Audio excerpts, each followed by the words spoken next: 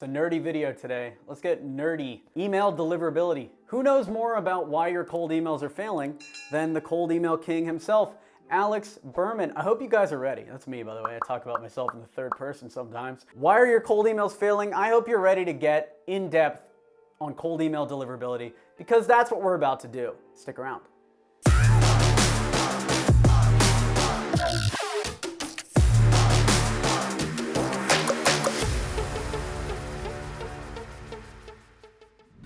This video is brought to you by Email 10K. Learn how to book meetings with billion-dollar brands and take your company to the next level at email10k.com. There are 3 hurdles that you need to cross if you don't want to end up in the spam box with your cold emails. The first one is you don't want to get marked as spam by recipients. People cannot see your email and then be like, this is spam, and tag it. Otherwise, you're going to be marked as spam. That's it. You're going to have a harder time getting to people if people see your email and their first reaction is this is spam. This is the high level overview, by the way. I'm going to talk about each of these in detail in a second. You also don't want to get flagged by email service providers or ISPs. If Google sees that you're a spammer and blacklists your domain, you're done. You don't want that to happen. And you don't want to get flagged by spam filters. If you're using words like free, that might even get me banned from YouTube. If you're saying stuff like that that are traditional spam words, then you're gonna get flagged by spam filters. So you don't wanna get marked manually, you don't wanna get marked automatically by the email providers, and you don't wanna get marked by the spam filters. So how do you get around all of these? Let's talk about them in detail. The first one is don't get reported as spam. How do you stop people from seeing your email and marking it as spam when it's a cold email? Well, the first thing you wanna do is customize the first line at minimum of the email. Make it seem like it's not a spam email. If you send the email to yourself as a test email with a customized first line, like we talk about in our course, Email 10K, where we talk in detail about how to sell via cold email in a way that doesn't get marked as spam, if you see your own email on your phone and you want to mark it as spam, then it's spam and you need to go back and rework it. Don't send that out to millions of recipients or you're going to be done for. That's it. So customize it, number one. The second thing you can do is target the right prospects. If your lead list is unclean, then you're gonna get marked as spam. So for instance, let's say you have the perfect email for Shopify store owners and you send it accidentally to people that don't use Shopify, maybe people that are on Wix, and you talk in the email about Shopify, they're gonna mark you as spam because it's irrelevant. So make sure that you're checking your lead quality, that you're picking leads that are specific enough that you can call out in the cold emails, and then making sure that you're actually sending to the people you want to send to. If you send to the wrong people, you're going to get marked as spam. And honestly, you should be marked as spam. You're sending irrelevant garbage to people. Don't do that. Check your leads, realize and remember that everybody in that Excel sheet, every single person in that sheet is an actual person that is not going to know that you sent the email to 1,000 people. If you do it right, it should look like you sat down at a computer and you sent the email just to them. That needs to be something in your mind. You need to remember that and look at your email, not like it's going out to 1,000 people, but look at it like it's going out to one person, because that's exactly what it is doing in your prospect's mind. The third thing you want to do is look human and ask for a response. The easiest way to avoid being marked as spam or ending up in the promotions tab is to get replies from the people you email. That's the easiest way. So if you ask for a response and your call to action is something like, would you mind if I sent over a few times for a quick call? Then they're easily going to be able to respond yes or not interested.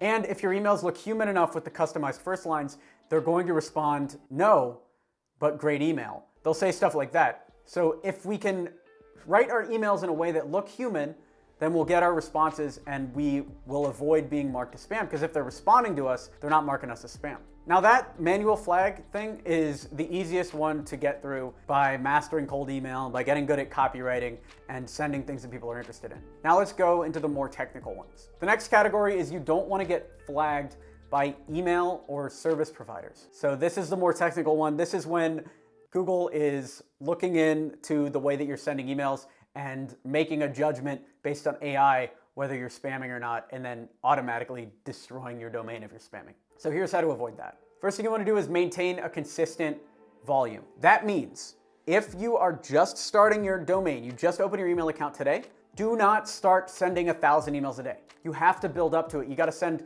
3 emails today, then 15 emails tomorrow, 20 emails, 40 emails, until you get to where you want to be. And there are tools that we recommend in Email 10K that allow you to ramp up that way in a consistent way that will not get you hit immediately by your internet service provider or your email client. The second thing you want to do is use automation carefully. And that goes back to checking your lead lists or customizing your first lines.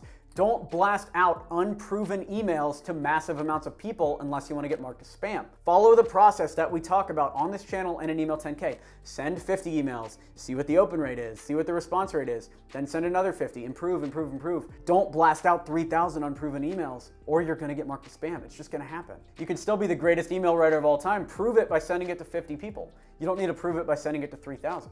Eventually you will get to the 3, 4, 5,000 people, but if you play it a little slower at first, you can massively increase your results. The third thing you can do to avoid getting marked by the internet service provider is minimize bounces, meaning you have to check your leads, use an email verifier like we talk about in the course, or you can even search free email verification software on Google and grab a couple good ones. There, you want to make sure your emails are going to people that actually exist. I try to keep our bounce rate in the single digits and as low as possible. You really want to keep it under 4 or 5%. If you're sending to 10, 20% fake emails, Google or Gmail or your service provider is going to see that and they're going to mark you as spam because they're going to see that you're guessing email addresses. And that even goes for if you're using a tool like Hunter and it's sending to a catch-all email or it has 70% confidence that the email is going to go through, don't send to that email. Only send to ones with the higher confidence because you really don't want that bounce rate to be high. This is also fixed if you're sending in smaller batches. Like if you buy a list of 3,000 and you send to 20 of those at first and you see that 5 of them bounce, you just saved yourself from having a blacklisted domain. Because if you had sent to that entire list, you definitely would have been marked as spam. That's why I always recommend sending in very small batches first to test and to get better. You also want to use different templates. If you're sending the same message day after day after day over and over again with no changes, your ISP is going to see that and you're going to get marked as spam. That's why we always recommend sending with a custom first line. Well, I recommend that for spam reasons and for other reasons. It's better to talk directly to a prospect. But custom first line, customizing the company, customizing the first name in the email, using different subject lines and optimizing your templates because that'll automatically make it look like you're not spamming the same email day in and day out. And the last thing you can do is keep track of your reputation. There are tools out there that'll allow you to see if you're being marked as spam. If you are, then you can either warm up your email, which I'm about to talk about in a second, or re-roll, start a new domain, and don't break the rules this time. Keep track. If you're getting marked as spam, then you need to be able to see it quickly. You'll also be able to see it if you see a massive drop in open rates. So for instance, you're sending emails and you're getting a 60 to 80% open rate. Then the next week, you're sending emails to the same type of leads and getting a 3% open rate. You know you're getting marked as spam and it might be time to fix something. And also, if you're having issues with this, jump in Email 10K. We'll help you. I'll help you one-on-one in the private community as well.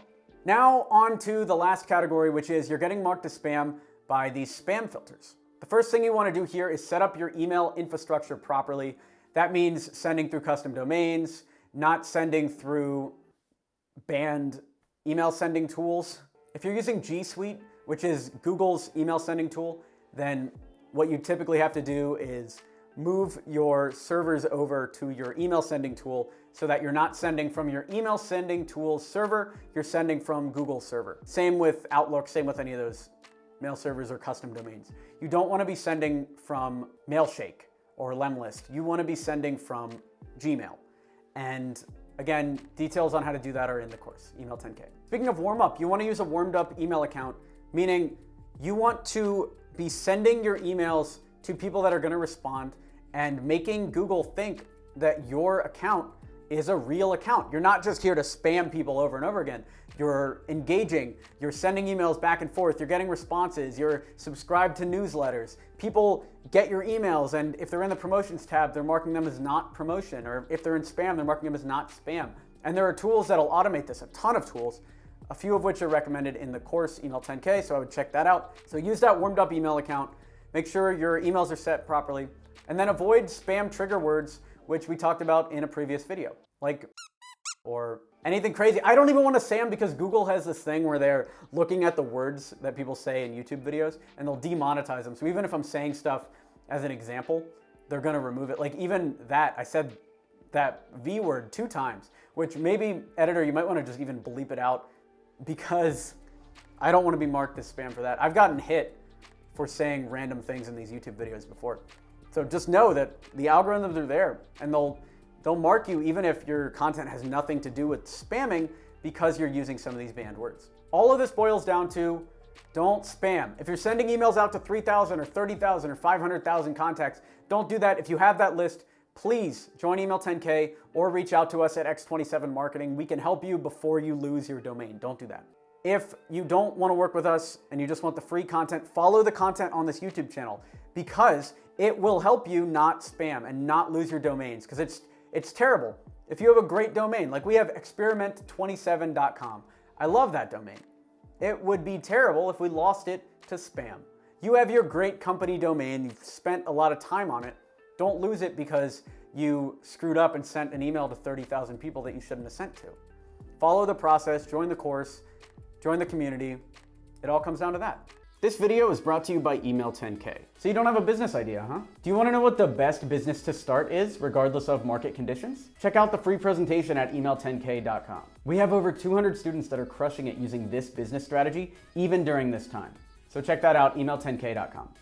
If you found this video valuable, smash that like button to encourage this type of content, subscribe for more in-depth tutorials like this, and join the course, get in the private community. We can all talk about this together. I'm down to help you one-on-one in our private community, and I'm just here to help you.